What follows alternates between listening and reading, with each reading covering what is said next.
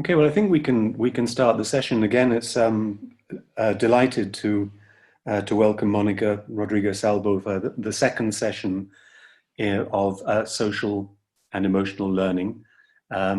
Those of you who were with us last week or have seen last week's talk online will, I'm sure, have learned a lot of very interesting ideas, found it highly relevant and useful for our work.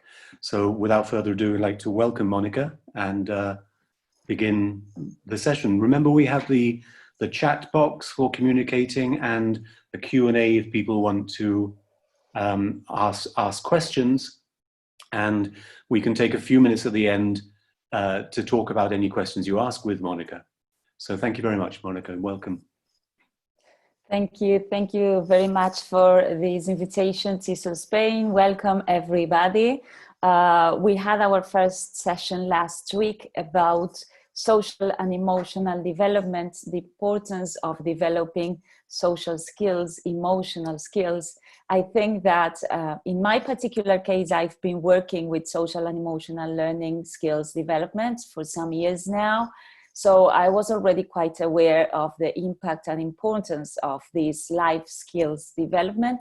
But for many of us also, I think that this pandemic brought very much to evidence how much we need emotional regulation, how much needed is to be able to recognize our emotions, to work with our emotions, and at the same place to be able to connect with others in different ways. This is like the social aspect, of course, the interpersonal skills of social and emotional development that have to do with social awareness on a first stage, and then moving on into better improved relationships with others, okay? So the idea today is to focus on emotional regulation, emotional management, and at the first stage, we thought about including in this session also social awareness, but I thought about changing a little bit that because we'll focus on the social aspect in our last session. That's going to be on the 17th of October, and I hope many of you can join us. And the idea today will be then to focus 100% on self-awareness, that is what we did last week, and self-management, precisely because in order to talk about emotional regulation, the way we can cope better with stress, with our emotions, how we can help our students also do that, how we can help our students be in touch with everything they've been going through during these times of pandemics. I also know that many of you are going back to school. So I think this is going to be a challenge. We cannot imagine that because I am in Argentina. I am from Argentina. We guess that will only be happening next year. So I guess there will be many, many challenges ahead of us. And as I was saying, all this brought to life the importance of and the relevance of social and emotional development. So let me share with you my screen so that I can start my presentation and start sharing with you some ideas for today. So we'll focus on self-management, okay? Throughout the presentation, you will see on the screen my email address. So feel free to contact me for any questions. If you think that you need some guidance, if you need some help in terms of implementing these ideas, I will be happy to be in touch with you. So some of the things I mentioned last week, but I think it's important to mention them again, is that when we talk about social and emotional development, there have been many efforts around the globe, around the planet, in terms of these developments. But during the last years, it has become more and more transcendent in terms of its impact. So much so that these developments of social and emotional skills are now part of the United Nations Sustainable Development Goals in terms of quality education, and more specifically, point 7 that tackles and that develops building peaceful and sustainable societies. So we all understand that the impact of these life skills are pivotal in terms of developing not only quality education, but helping people develop themselves so as to be able to sustain more peaceful societies in the future. And I also shared with you, and this is a kind of a revision, a kind of a wrap up of some of the ideas we had in our previous session about self-awareness, that it's crucial to help young people face the challenges of the world today. And that is definitely related to emotions, okay? There is no other possible way, because emotions are behind everything we do. We also mentioned in our previous session that the latest discoveries in neuroscience are telling us that there is an integration between cognition and emotion, that they are not separate, right? That our thoughts influence our emotions influence our thoughts, and together all those skills help us become more effective in terms of how we think, in terms of how we learn, and in terms of the relationships we establish with the world and the stories that we build up about how we understand the world. And those aspects are absolutely crucial for teaching any aspect, any subject, and also what we teach, that is English, right? And the definition of social and emotional learning, just to touch down on this, is described as learning that allows all learners to identify and navigate emotions. This is precisely what we'll be focusing on today. Practice mindful engagement and exhibit pro-social behavior. We also talked about the pro-social brain in our last session, for human flourishing towards a peaceful and sustainable planet. So this is the basic idea behind SEL, social and emotional learning. And today we'll focus on what I consider is the second stage, if we want, in terms of intrapersonal skills. When we talk about developing ourselves, and this is the first stage in terms of the development of these skills, self-awareness is the first touch base we should be covering, and this is what we focused on last week. And now we'll be focusing on, again, emotional regulation. So these two together are the basic landscape, I would say, for intrapersonal skills. And then we'll be moving on in our next session into social behaviors and social relationships. So self-management. What is self-management about? How can we, English teachers, help our students develop this? The idea behind self-management is precisely what you're seeing on the screen. It is our ability to regulate our emotions, our thoughts, our behaviors effectively, or at least a little bit of more tools to managing stress, controlling impulses, and motivating ourselves. And it has to do, of course, with reducing impulsive behavior. This is like the key driver behind self-management. Of course, it impacts our levels of stress, self-discipline, self-motivation, self-organization, all these skills that we have had to develop so deeply, and our students have had to increase during times of pandemics in terms of motivation, self-motivation, self-discipline, self-organization, goal setting, and so on. So this is the basic idea behind self-management. I am just sharing these definitions with you just to give you a frame of implementation. This definition of self-management is by CASEL. I think I mentioned CASEL last week as one of the most important organizations worldwide that is measuring the impact of the implementation of these programs, okay? And the programs, as I said in last week, these programs about developing social and emotional learning may have different aspects. They might be implemented in different ways. They might be implemented at an institutional level through a specific curricula developed for emotions and social development. It could also be, for example, through our own subjects. Yes, so we teach English. Today I will share with you many examples of how to trigger reflection spaces and spaces of discussion and building in terms of all these skills through what we do every single day in the English classroom, through stories, through books, through different types of resources that might help us do this, even with the same books, with the same textbooks and so on that we have been using for our own classes. Yeah. So first of all, in this first part, I would like to share with you 6 basic ideas, 6 key drivers for self-regulation. If you remember our previous session, in our previous session, I also mentioned 6 basic ideas, yes, for a whole approach to social and emotional learning.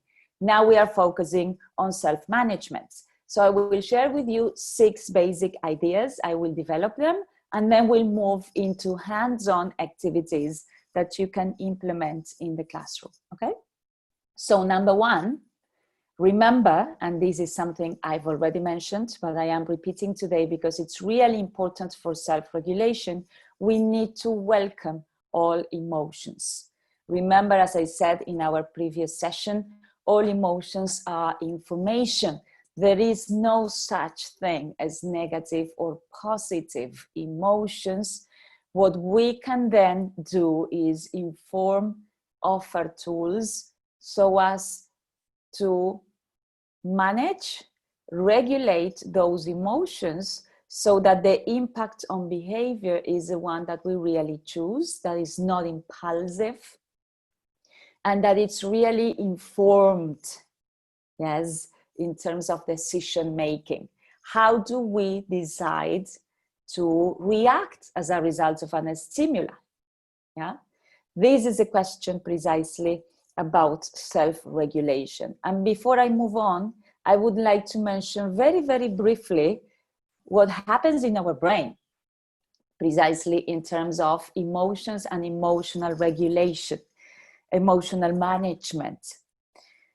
Our brain, we feel everything that is around us as part of our experience through our nervous systems, and all that information travels to our brain, and the final destination of all these sensations, of all this information, would be the prefrontal cortex, that is our cognitive center. Yes, it's our decision-making center. It's the center where we think critically, where we analyze, and so on. But what happens is that in the middle of that journey, all this information finds the amygdala, that is our emotional center. And once it gets into the amygdala immediately reacts. And the amygdala, it's quite basic, I would say, in its reactions, because it reacts as something being a threat or not a threat, basically. So if for some reason we understand that there is a threat in our system, the amygdala reacts, and it blocks, in a way, our capacity for the prefrontal cortex to inform the emotion. This is why when we are in an emotion that is very strong, let's say we are very stressed, or we feel very frustrated or angry, or if we feel even fury, I would say, there is a hijack in our emotional brain. And this is literally a hijack. And the prefrontal cortex cannot inform the emotion. So what we do through self-regulation, through trying to stop, reconsider, take a couple of seconds, take a couple of deep breaths, is giving those milliseconds for the prefrontal cortex to reactivate. Yes, this is basically the process in self-regulation. So what we are trying to do is separate action from reaction. What we are trying to do is to create space between recognizing this emotion in myself and what I do about it. So we separate it a little bit so that in the space in the middle, our cognitive brain, our critical thinking, our social brain and so on can be activated to inform the emotion and to say, whoa, stop, take it easy. Maybe we don't need to react this way. We don't need to react right now, so as to inform. This is what happens basically in our brain in the process of self-regulation. So as I was saying, number one, we need to welcome all emotions. Emotions are okay. We need to learn and we need to be able to teach kids, young and adults that feeling is okay, that we need to inhabit our emotions. We need to give ourselves permission to feel and to get in touch with the information that is relevant for those emotions. And we also need to know that then we are not validating bad behaviors or things that might hurt others just because all emotions are welcome.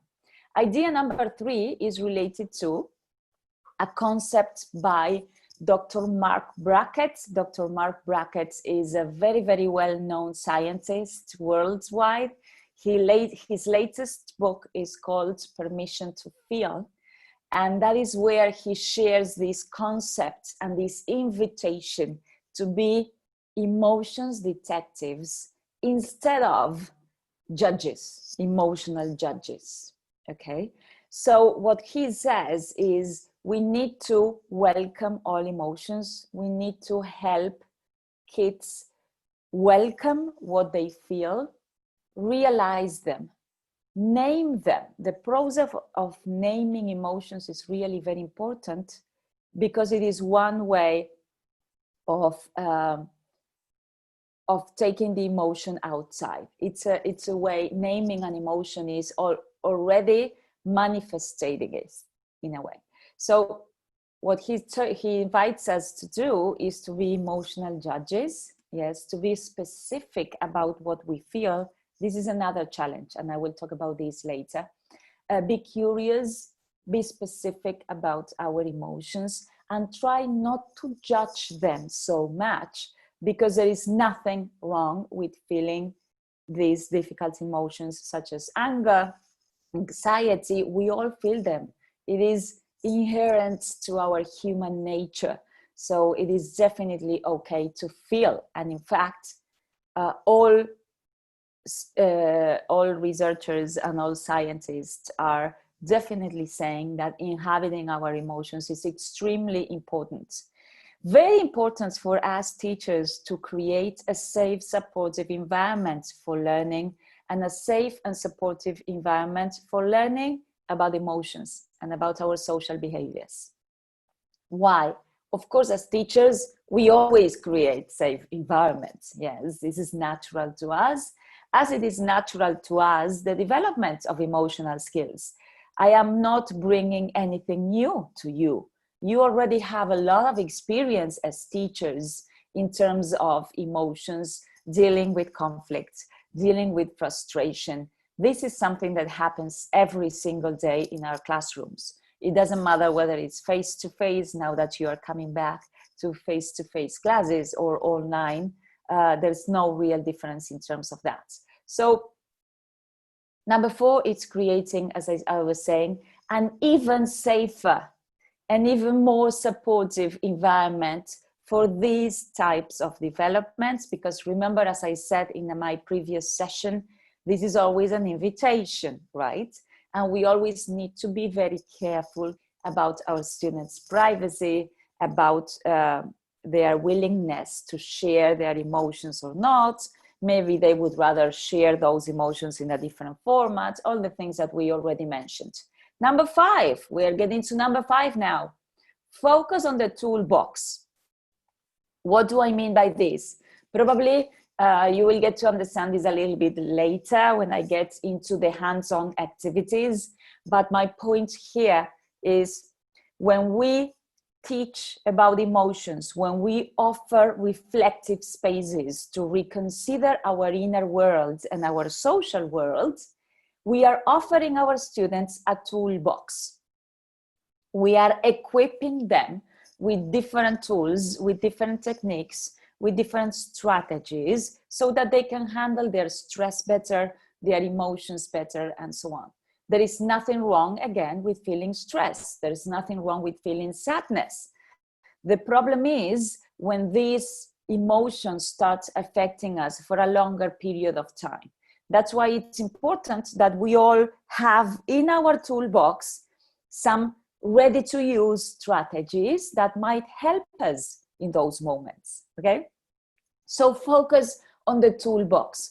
Focus on offering students these strategies, these reflections, these questions that might help them think, and information about our emotional world, most importantly, because we don't know much about that. Unfortunately, we don't know much, we don't educate much about the brain, about how our emotional system is composed, how it behaves. And we really need this information as humans. It's part of our humanity. So in a way, I always say that when we decide to include some of these strategies in our classes, we are allowing ourselves and our students to reconnect with their humanity and to get like a deep dive into who we are as humans, basically. So number 5 is focus on the toolbox. Focus on offering them strategies and tools. And number 6, what I've already mentioned previously, allow time to inhabit difficult emotions. This is, I would even say, a culture paradigm change. Because culturally, for many, many years, and I realize at least in Argentina, it is still so, we don't see very well this question of inhabiting sadness, inhabiting anger, and these things. We try to avoid them, yes? We try to escape them because we say, okay, those are negative emotions and I don't want to be negative. We associate being negative with feeling those emotions. That's another important point. We are not our emotions, okay? Yes, maybe we are what we do with those emotions, but we are not our emotions in the sense that they do not define us as humans, okay? So we need to inhabit those emotions, and this is something that is not really very popular in many cases because it's tough, because it's difficult to sit down with sadness, because it's difficult to sit down and inhabit frustration. But I think it is really important in order to then move into self-regulation. And I will later talk about the 2 steps, 2 basic steps for self-regulation. Step number 1, just as a sneak peek, is precisely recognizing emotions, what we talked about in our previous session, okay? So, as part of that, then we can move into regulating. And I will later on give you some examples about this. So these are our first basic 6 ideas, okay? Let's stop and check right now. I would like now to ask you if there are any questions. We've got 6 basic ideas about emotional regulation. So maybe you can choose your favorite, or you can choose one that you might have some questions about. You can just type your comments and your questions in the question and answer, I think, bottle. Yeah. And then we can also see some of those questions. But basically, just to stop and revise a little bit, we have had so far a brief introduction into self-awareness and emotional regulation, self-regulation. And I have shared a little bit of the 6 basic, let's call them rules, suggestions, ideas for implementing, yes, this regulation. So let's move on now into some hands-on activities and hands-on ideas. Emotional check-ins. This is my first suggestion. there are 100 ways of implementing emotional check-ins.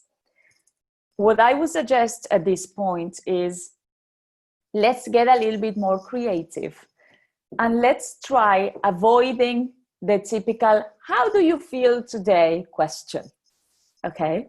Or even if you decide to use the how do you feel today question, go a little bit deeper into it.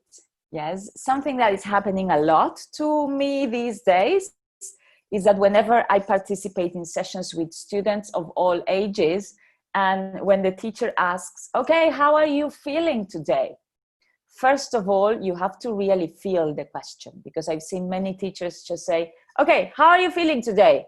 Okay, let's get started with our lesson for today. Okay, open your books on page 15. So first of all, you have to feel the question, you have to inhabit it, and you have to make silence so that your students can share. The problem is, first problem is that in many cases, our students do not have a lot of information about how to name their emotions. Remember, we talked about this in our previous session. We really don't have like specific vocabulary to realize about the difference between feeling worried and feeling maybe a little bit sad and a little bit concerned, okay?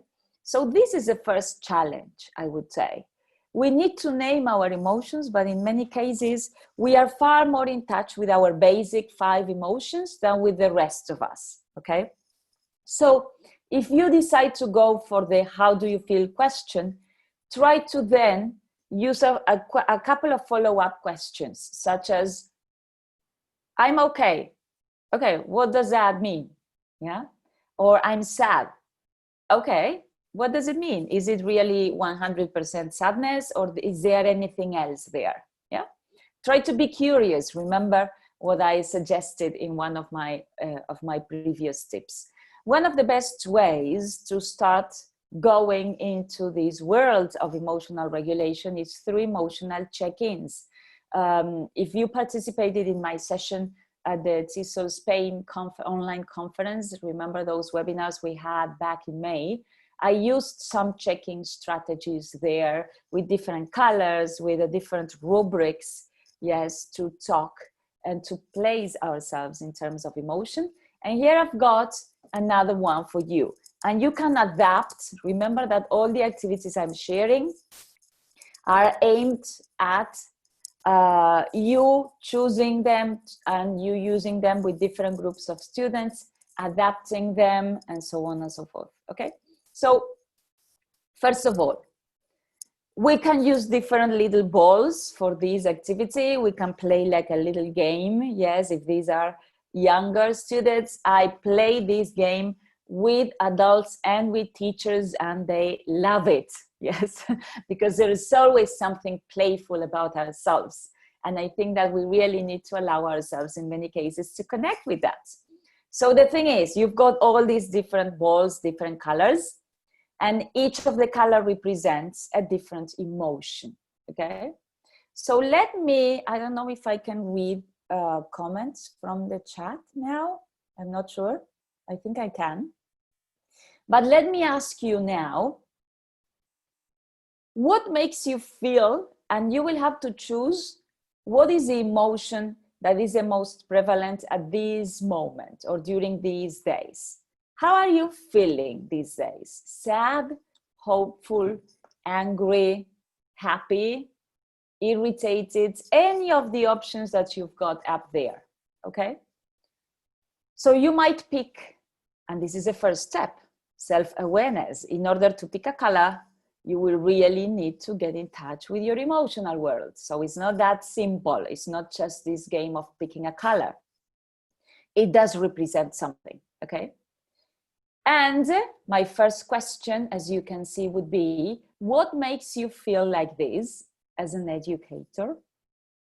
Yeah, this is the first question. So that we are identifying the trigger of this emotion. Okay, so we've got, for example, let's say something that is happening a lot, maybe irritated. And so my question for you, number one question is, what makes you feel like this? Yeah. This is the first question, which helps you again connect with your emotional world and identify the trigger. This is really very important for emotional regulation. And then my second question, if you've chosen one of those difficult emotions, such as sad, angry, frustrated, irritated, then my second question will be, what do you do to change this emotion? I am not applying the question number 2 for those emotions that are uplifting and essential, such as hopeful, joyful, happy, etc. Because we don't really want to move from there, okay? We really want to stay in those emotions. We really want to have more of those. So I'm not going into question number 2 when we go into these uplifting emotions, okay? But if you chose sadness or anger, frustration, irritation, and so on, I will definitely go into question number 2. What do you do as an educator to feel less frustrated, less irritated? Let's take it a little bit deeper in terms of reflection.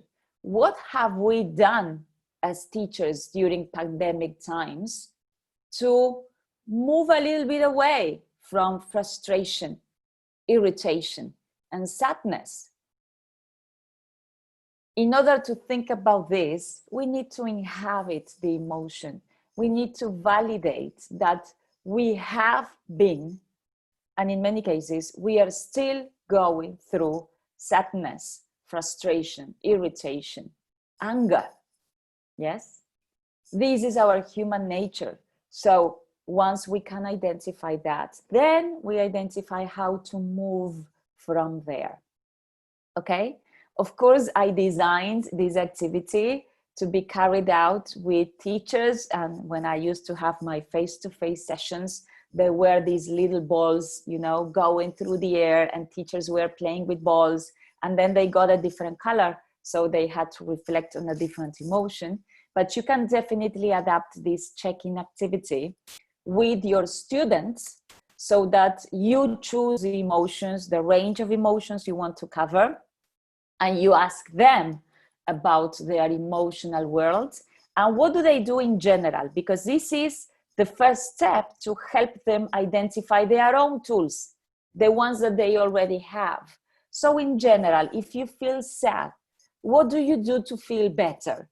Okay, and then you start getting answers like, I eat chocolate, I eat an ice cream, I need a hug from someone, I need to write ideas down, I listen to uplifting music, whatever it is. These are their own resources. They are already there. So you start validating that and highlighting all the possibilities, yes? So we start with their own tools first, and then we start adding some extra suggestions so that they might remember the toolbox. They might start picking up some extra tools for that. So this is just another example of an emotional check-in.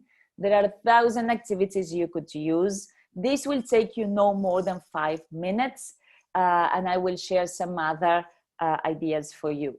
Okay, so now we will focus not on the check-in, but on emotional regulation activities per se. And I've got 3 different ideas here. The first one is emotions in my diary. The second one is slow motion. And the third one has to do with my mandala of different colors and emotions. Remember, you can adopt and adapt as many of these activities as you'd like. Number 1, and you will see this in Spanish, but you can definitely adapt these to English, okay? As long as your students have some vocabulary to express it, okay? As long as English does not become a barrier in terms of expressing their emotions, and if not, they can resource to Spanish, of course. So have a look at some samples from students. okay? In the emotions diary, this is, remember, the emotional diary, we have two very important parts, okay? So for each class, you work with a different emotion. Let's imagine that we are working with anger at this point, or fury, for example. The first question, remember, is, when do you feel like this? Okay, so that student starts identifying the trigger. And the second part that you can see in the samples on the screen is, what do you do to feel better? Okay, so you have all these answers that students think about. Me enojo porque mis papás me retan, porque mi hermana me pelea, porque se me apaga el iPad, and so on. But have a look at the second stage. Para no enojarme, miro la tele, me escondo en un lugar, voy a mi cama. Para no enojarme, of course, this is a lady, me maquillo, tomo un helado. Okay, so students are already identifying their own resources, their own tools. Remember, in the emotional diary, these two parts are very important. But if you are working with an emotion such as joy, you will not go into the question, what do you do to feel better? No, because we want to stay there. We want to stay in a joyful state for a longer period of time, okay? So this is an example that you can use with the emotional diary. They can just draw the different emotions. They can use colors, whatever you prefer, that will give you the opportunity to explore. Remember, being curious, being an emotions detective. So it will give you the opportunity to explore, to delve, I will say, into our emotional worlds and how it is composed. Remember that research has already shared a lot of conclusions on the positive impact of social and emotional learning, not only in terms of students, that is what you're seeing right now on the screen, but also very positive results and very positive impact for teachers. Because I always say the same about the development of these skills. This is a journey, and it is a journey both for us teachers and for students, okay? So some research on the impact of social and emotional learning development. But remember that for this to happen, two things are key. The first aspect that is key is that this needs to be cross-curricular. It's not only about English classes. It's something that involves the whole school community at its best. And in some cases, this does not happen, so you can continue doing this in your English classes alone, if it's only the possibility. And the second aspect that is extremely important is that it has to be sustained over time. It's not like doing the emotions diary or the slow motion or the mandala and then doing another activity in a year and that's it. No, it has to be sustained. It has to be granular and it has to be organic to everything you do, okay? So just a reminder of the research. This is another activity that is really nice to reflect on what happens with emotional regulation. I don't know if the video is going to work right now, but what you can see there are students. I am there in the front of the classroom because we were doing this activity together. And this activity is really very nice. For example, when they come back from recess or when they come back from physical education, that you know that they are very excited and they are moving and they need to continue with that. And one of the mistakes we teachers make in general is as soon as they get in the classroom, we say, okay, silence, sit down, don't move. This is not feasible for our brain. If we come from an environment, as everything that happens during recess or during the break, that you've been playing, you've been running, you've been sharing with friends, you are excited and so on, the brain cannot turn immediately into a different mode. It has to be gradual. That's why in this activity, we use music to welcome them. We use music to invite them to move, but the idea is the following. They need to listen to the music, yeah? They need to copy the moves that they see on the screen. You will see it in a second in the video. But they have to pay attention to something that is very important, and that is the volume of the video. So we will start turning down the volume, and that means that they have to also start turning down their level of movement, okay? Have a look at the video and you will see how it works. Maybe the sound does not work, but don't worry, it's just for you to see what happens.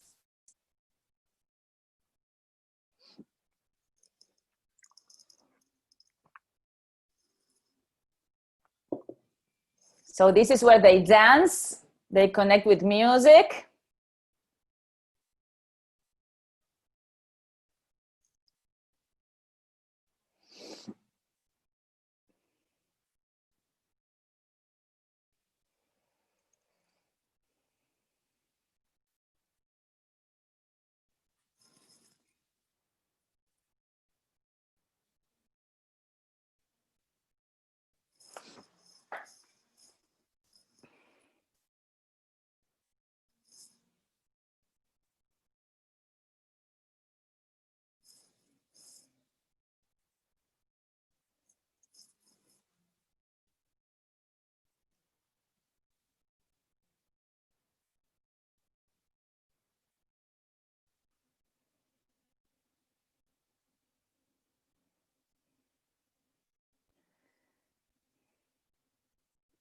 So gradually the volume starts turning down.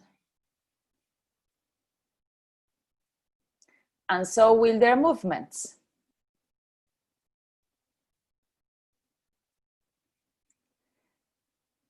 So that by the end of the song, they have to be sitting at their desks without moving.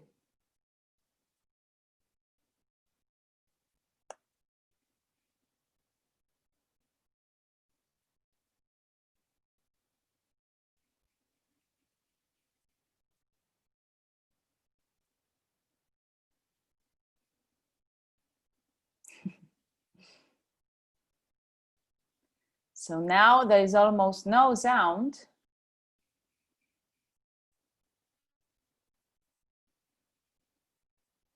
And they will have to sit down at their desks. So this is an example of using music in the classroom in order to help them realize about their emotional regulation. What's the connection? We are using body movements for them to realize about how difficult it is in many cases to regulate our emotions and our movements, okay? So through turning down the volume of the music, they have to start regulating their body movements.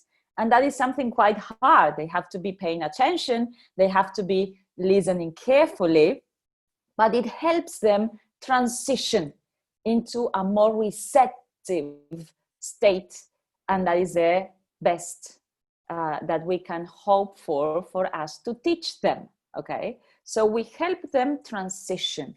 And at the same time, we can also help them reflect about emotional regulation. So when we talk about what do you do when you feel very angry, what do you do? They will also remember how it is through, how hard it is in many cases to do it through movement, okay? So we associate those two things and kids love this activity. I've done it also with adults and they love it too, okay?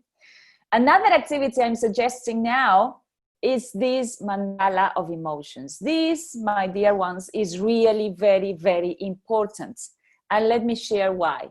Again, how do you feel today? This is one of the most common answers I'm getting during these last weeks. I'm bored. What does bored mean? Yes. The other day, for example, I was doing a check-in activity with some students in secondary school. And there was this boy that said, oh, I feel very bored today. And I said, tell me more about that. Would you like to share something else about that? Is that okay? And he said, yes, I can share more about it.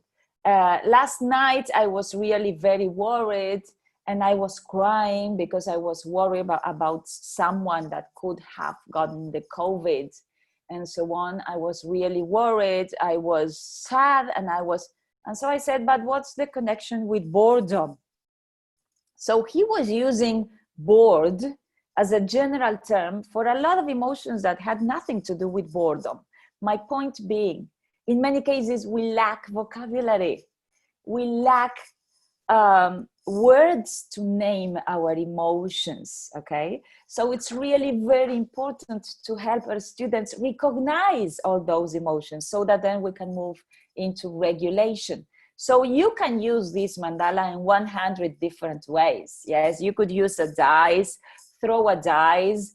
You can use, you can do a say it with mimic game, you name it, okay? But the importance is on helping our students get in contact with a broader range of emotions. And this is what we call emo diversity. Emo diversity is very important.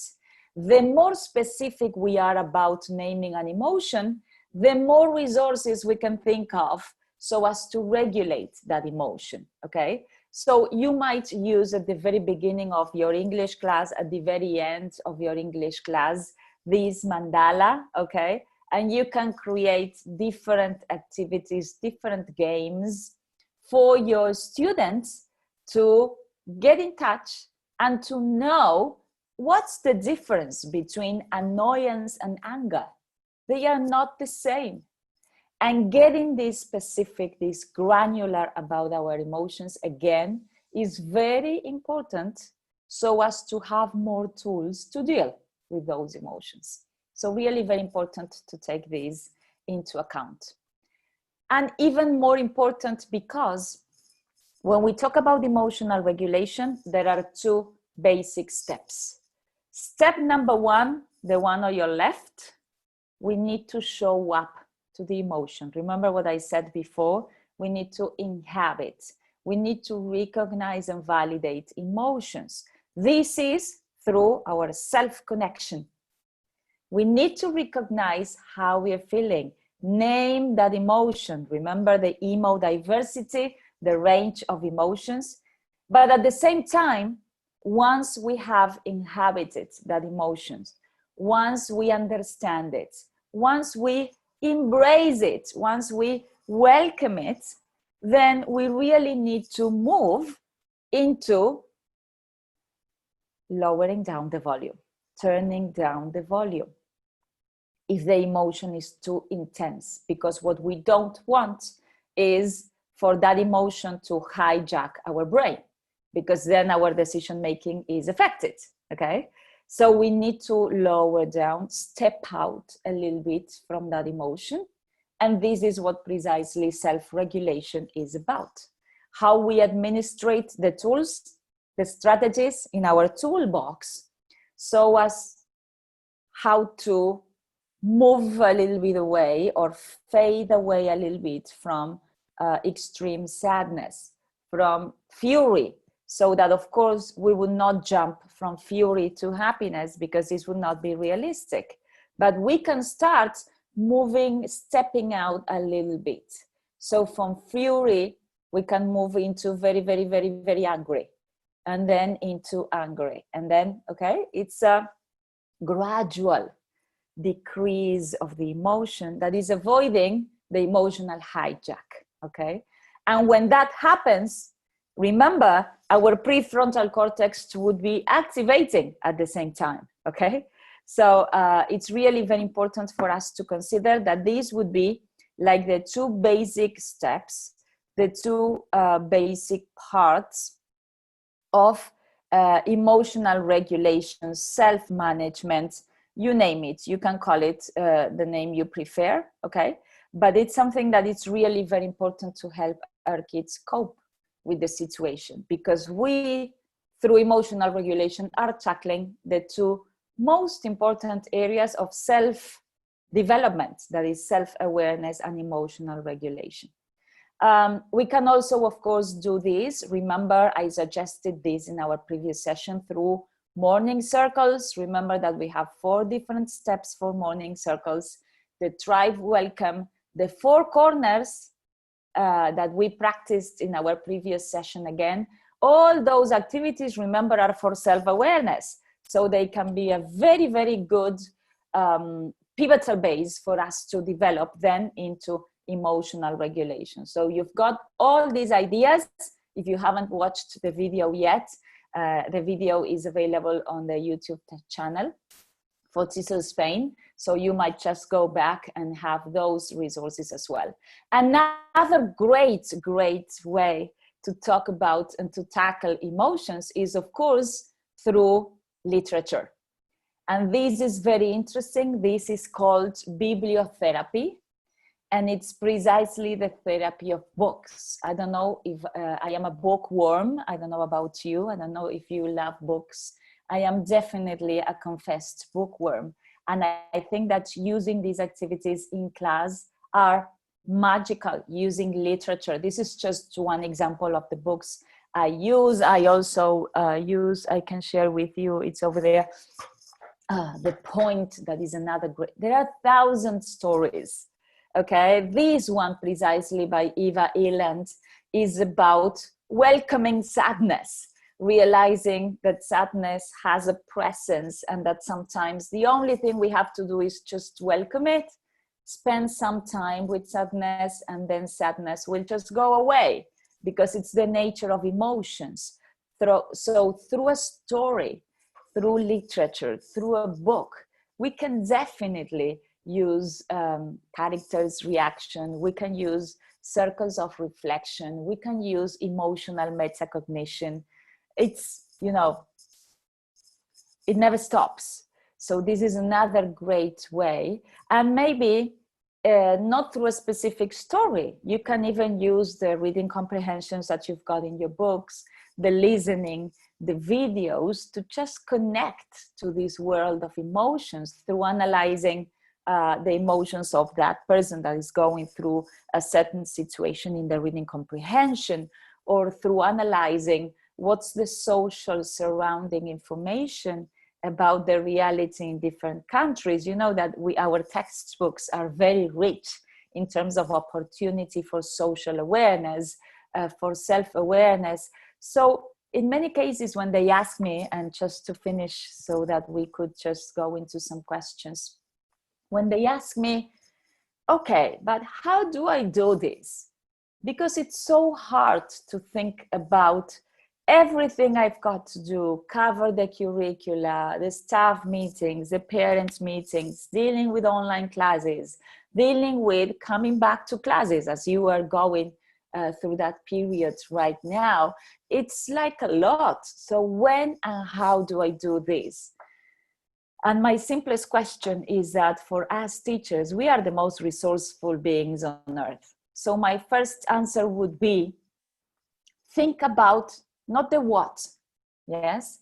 Not only about creating activities, yes? Finding an activity like the ones I've shared today that are like interventions, but how do you teach? How do you teach the same things that are there in the course book? How about including an emotional question in your reading comprehension question? How about including a social perception, a social reflection within the same listening activity that you will have to do in class? And through this question, how do I teach this? How can I make some little room to incorporate these activities? Is that in many cases we can create an impact, and it is not that hard, it's not that difficult, and we are doing it through the same resources we are using it. And then of course we have another choice, that is every now and then offering one of these activities for our kids and our students to have some fun, to reflect, and to think about their emotional worlds and their social worlds in terms of their capacity to create impact. Impact on themselves and impact on the world outside, on our society, okay? So there are many other activities. I haven't got the time today to share them, but I wanted to offer you a little gift, so you can send me an email and I will share a couple of documents where I've got some extra activities from mindfulness and so on that are really very nice for emotional regulation and for student emotional regulation, some breathing techniques, some breathing games and so on that could also prove useful in terms of that. So send me an email and I will be happy to share those documents. And I would like to finish with this phrase by Paulo Freire, whom I love. And he says, enseñar no es transferir conocimiento, sino crear las posibilidades para su producción o su construcción. Quien enseña, aprende al enseñar, y quien enseña, aprende a aprender. So thank you very much, everyone, for joining us today. This is time for questions now. I don't know if there are any, or if there have been any questions so far. Monica, we had a little bit of a problem with the question and answer box. Oh. So I think we might have certainly missed one question, but a couple of things that I thought, I mean, thank you very, very much, first of all. It's fascinating and a lot of very interesting and insightful ideas. I just want to ask you, because you made the point that students need to, or pupils come to understand these techniques and methods. It becomes part of their practice in class. Do you find that students who come in from another type of school or another way of learning, do you find they adapt to it quite quickly, or is it does it take quite a time for new students to engage with the kind of activities you're describing? That's an excellent question. And the first answer I have to offer is that, of course, our emotional worlds are very, very much impacted by our surroundings, by our context, by our different contexts. As I said in my previous session, another thing we need to take into account is that, for example, sharing and asking our students to share their emotions, it's always an invitation. So it's not only in terms of new students or students that may be coming from different backgrounds, but it is also a personal choice, and it has to do with our personality. Yes, for some people, it's really difficult to share. It's really difficult to get in touch with their emotional worlds, simply because maybe they have no training in it. Mm-hmm. And maybe they have never been asked, how are you feeling? Your emotions are important. So for some students, this journey might be a little bit more difficult because they have to learn more. Some other students come from a background where emotions have had an important place, so they might have some more training. Not all students we will not meet students at the same point. And this is the same that happens with English. In our same English class, we might have 20 or 30 students, and each of them might be at a different point. We meet them at a different point. And the same happens with this. We need to be patient, we need to be comprehensive, and we need to be also very offering comfort and offering a safe environment so that they can take this process and it's an opportunity for development at their own timing, okay? So this example of sharing emotions, maybe they are not ready to share emotions with the rest of the group at the beginning, but maybe at some point as they get more tools into their toolbox, they might feel a little bit more comfortable, or they might be able and willing to share in a different format, through a drawing, through writing down some ideas. So we really need to be paying a lot of attention in terms of respecting those different backgrounds, those different meeting points, I would say, yes. and let them just be as a process. Yes. Because it is a process. Excuse me. Another thing several people noticed and enjoyed the idea of turning down the volume. This, I think, is a great thing to bear in mind. And I particularly like it that you're not turning off the volume, it's turning it down and managing it. And the activity you showed us was a lovely example of that. And it just made me wonder, do you use a lot of drama activities for these purposes? I do, because through drama, through with younger students, the use of puppets, the use of storytelling, and so on, we can use all these things as vehicles for social and emotional development, in terms of perhaps these situations where students do not want to speak about themselves, but they can reflect themselves on characters, on stories, on puppets, on music. And these are great vehicles. I use them all the time because of this question of depersonalizing, and then maybe we move into personalizing, okay? But these are great tools that we should definitely take into account. Drama techniques, storytelling, music, movement. I use a lot of music and movements because precisely, for example, music and movements are also great vehicles in terms of releasing stress. Yeah. And some of the things I've noticed, especially during, you know that in Argentina, we are still in lockdown, so we are still having virtual classes, is that we need to activate them sometimes. And sometimes they feel really stressed. So through the use of music, they are also self-regulating because they might be dancing, they might be singing. And this is a way of also releasing some of the tension, releasing some stress. And that helps in terms of self-regulation as well. So the answer is a big yes. I use all of these techniques a lot.